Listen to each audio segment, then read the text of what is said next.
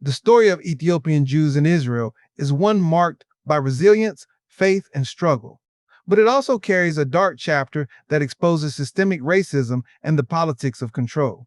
In the late 20th and early 21st centuries, credible reports emerged that the Israeli government and health officials engaged in the sterilization of Ethiopian Jewish women, particularly through the use of long-acting birth control injections known as Depo-Provera. This practice came to light in the early 2010s when Israeli investigative journalists uncovered testimonies from Ethiopian women who explained that they were pressured into receiving these injections, often without their full knowledge or consent. Some women reported being told that if they refused, they could lose access to essential resources, housing, or even their ability to immigrate and settle in Israel. The women described being misled, coerced, or outright denied medical explanations. Depo-Provera, the injection in question, is a contraceptive shot that can prevent pregnancy for months at a time. While it is legal and widely available, the way it was used against Ethiopian women raised alarm. The practice was not applied equally across Israel's diverse population. Instead, it was disproportionately targeted at African-descended Jews, suggesting an intentional effort to reduce their birth rates. By 2013, under mounting pressure, Israel's health ministry publicly admitted to the practice and ordered medical providers to stop administering the injections without the women's clear and informed consent. This admission confirmed what many Ethiopian Jews had long argued, that they were being treated not as equal citizens, but as outsiders whose population growth was being controlled. To understand why this happened, we have to look at the broader context.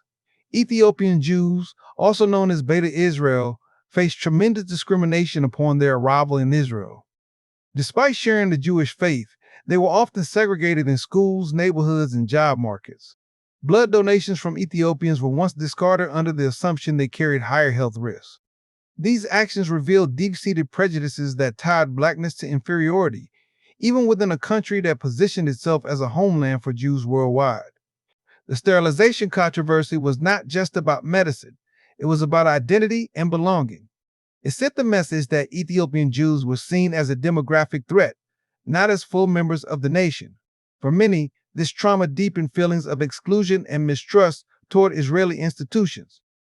The story of forced sterilization reminds us of a recurring pattern throughout history, attempts to control the reproduction of marginalized people.